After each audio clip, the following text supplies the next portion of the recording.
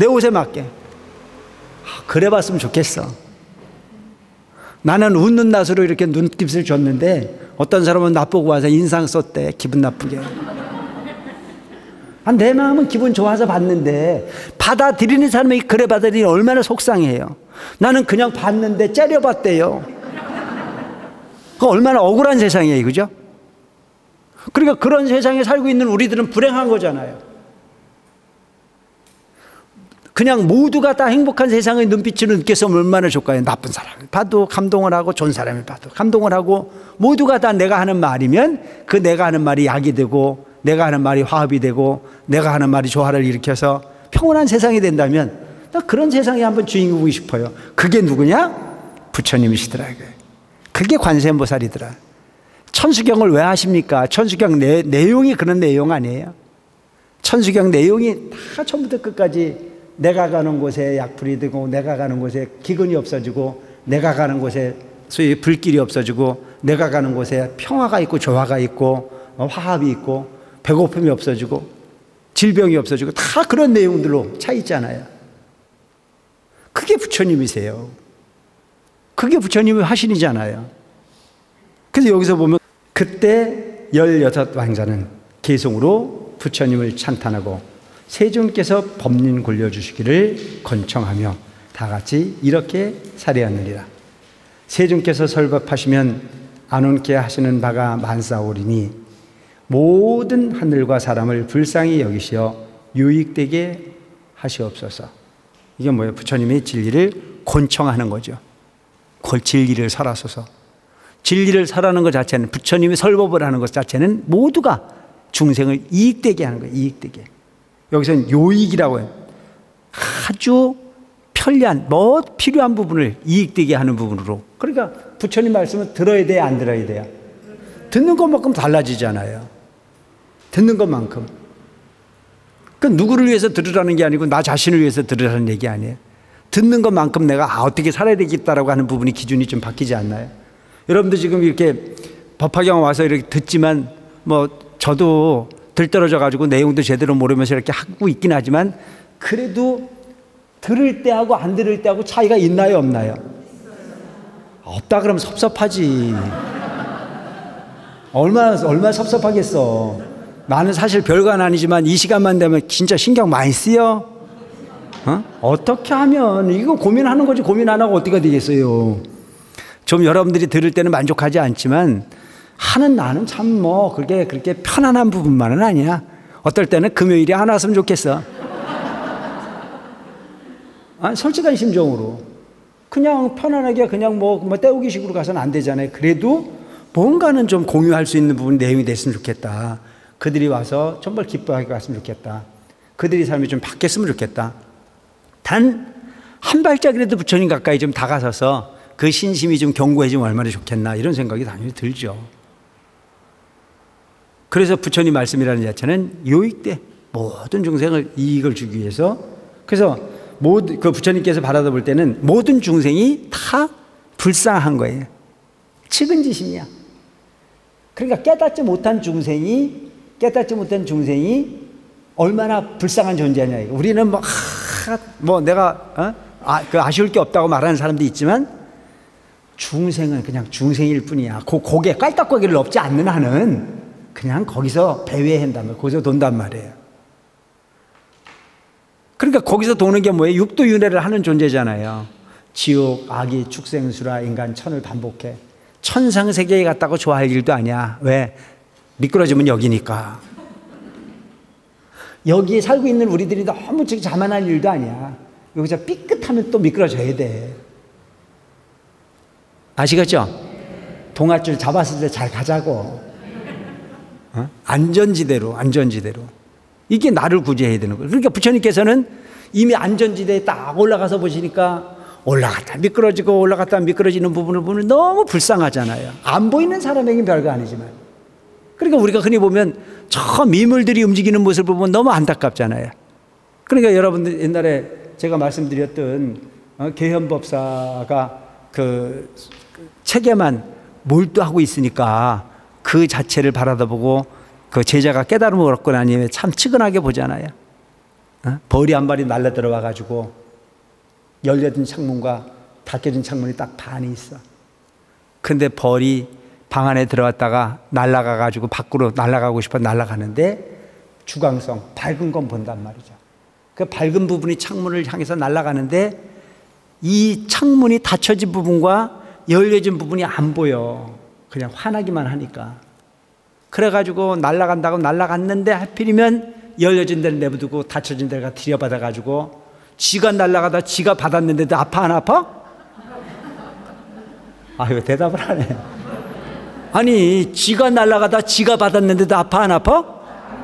아픈 게 문제가 아니고 지금 뇌진탕 걸려가지고 죽을 지겠냐. 별이 왔다 갔다 해. 그걸 쳐다보고 참 불쌍하다. 이게 이제 신찬선사가 딱 본 거야. 참 불쌍하다. 우리 스승도 열려진 세상은 못 보고 닫혀진 저 문 쪽에만 쳐다보고 앉았으니 참 불쌍하다. 그 비유를 벌에한 거 아니에요? 닫혀진 창문을 열려진 창문을 만다고 닫혀진 창문을 두드리니 그걸 100년을 두드린들 그게 날아갈 수 있겠냐? 책에 있는 부분이 아무리 부처님 말씀인들 그것이 아무리 쳐다보고 있은들 그게 뚫어지기가 만마하다. 마음이 본질인데 마음은 못 보고 책만 보고 있다라고 하는 거 질책을 하지 않나요? 그러니까 행동이 중요해요. 그러니까 부처님께서 바라다보는 부분이 그 미물이 보지 못하는 부분을 불쌍하게 여기는 거. 그게 누구냐? 우리 중생이란 말이에요. 눈을 뻔히 뜨고 우리끼리는 잘난 놈은 애들 싸워 못 싸워? 우리끼리 잘난 척 해야 안 해? 웃기는 거지. 그러니까 그런 말이 있으니까 코미디에서 뭐라고 그래요? 너나 잘하세요. 나도 부끄러워. 너나 잘하세요. 그러니까 본질을 못 보는 건 너나 나나 똑같아. 그럼 여기에서 뭐가 필요한 거냐? 겸손함이 필요해. 겸손함.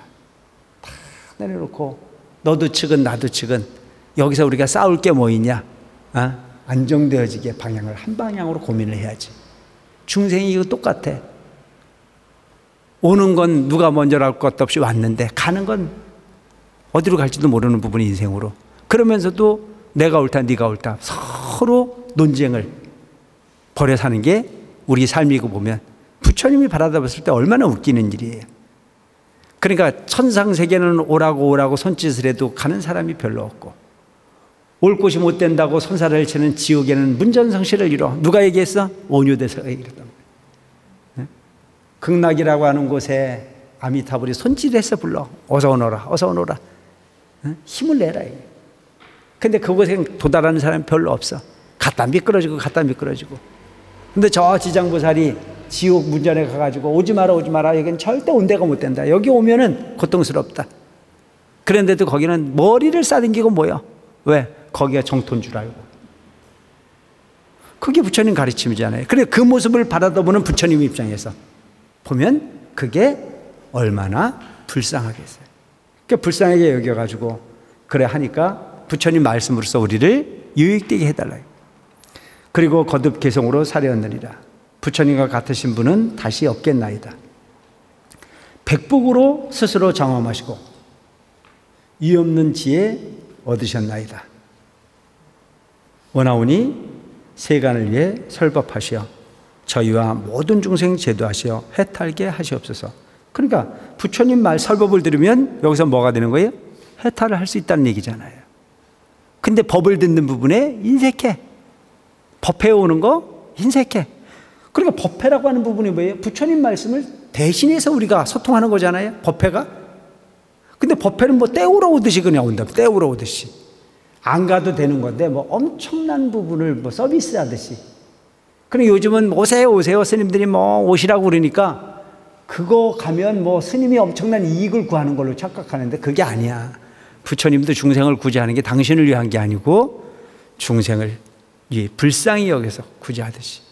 우리가 불국정토가 되자라고 하는 얘기는 어느 한쪽이 좋지 않은 얘기가 아니고 모두가 정토라고 하는 부분을 만들었을 때 그것이 부처님이 함께하는 정토의 공통분모로 함께할 수 있으니까 함께 하자라고 하는 얘기를 받아들여야 되는데 그 부분을 서비스를 너무 지나치게 하면 이게 이제 주객이 전도돼 가지고 물에 빠지는 건져놓으면 뭐 달란다고 그래요?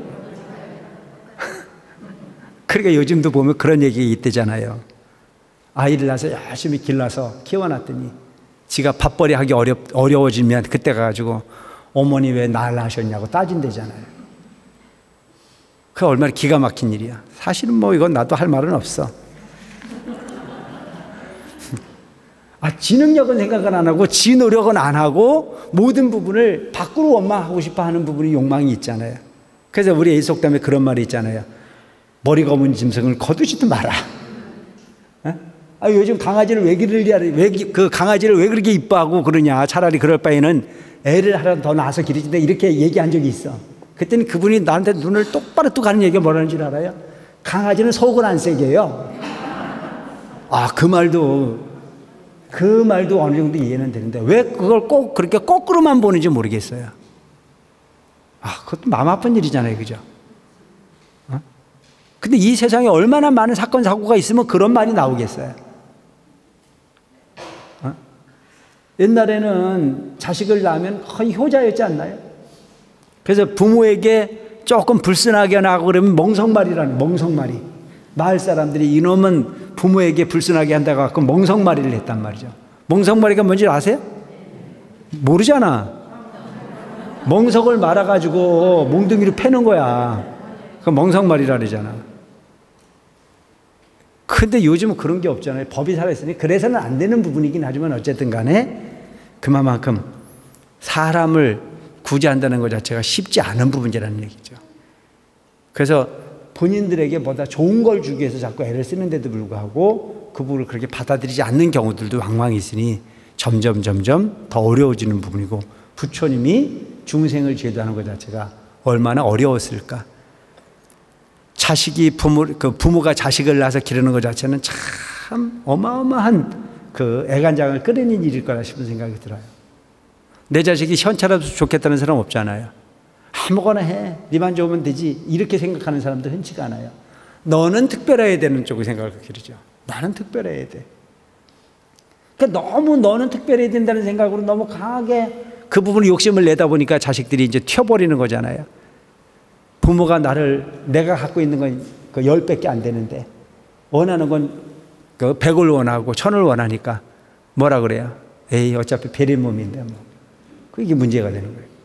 그래서 제일 중요한 것은 내 아이의 능력을 먼저 정확하게 볼 수 있는 안목이 필요하다는 거죠. 가지고 있는 것만큼만 원하면 되는데 내가 그런 얘기를 하니까 말 같지도 않은 소리하고 앉았다고. 지가 애를 낳았냐고. 맞는 말인 것 같아요. 이제는 내가 이제 좀 나이가 들다 보니까 남의 말은 쉽게 하지만 그게 만약에 내 일이었다면 그렇게 말할 수 있을까. 그래서 나는 요즘 합리화를 해요. 뭐라고? 난 서울은 안 가봤다고. 근데 서울 얘기는 제일 많이 한다고. 그게 입장이잖아요. 그 입장이 되면 그러기는 쉽지는 않지만 그렇지만 어쨌든 그런 얘기는 누군가는 해줘야 세상이 뭐 조절이 되는 부분은 당연한 부분이 그럴 수밖에 없는 거죠. 저희 모든 중생 제도하시어 해탈케 하시옵소서.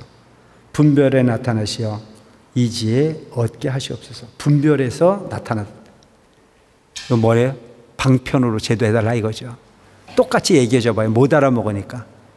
그러니까 응병여약이야. 응병여약.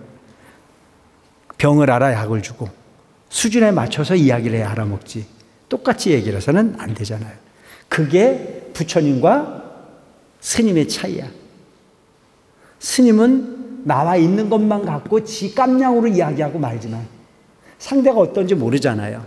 근데 부처님은 보면 알아. 에?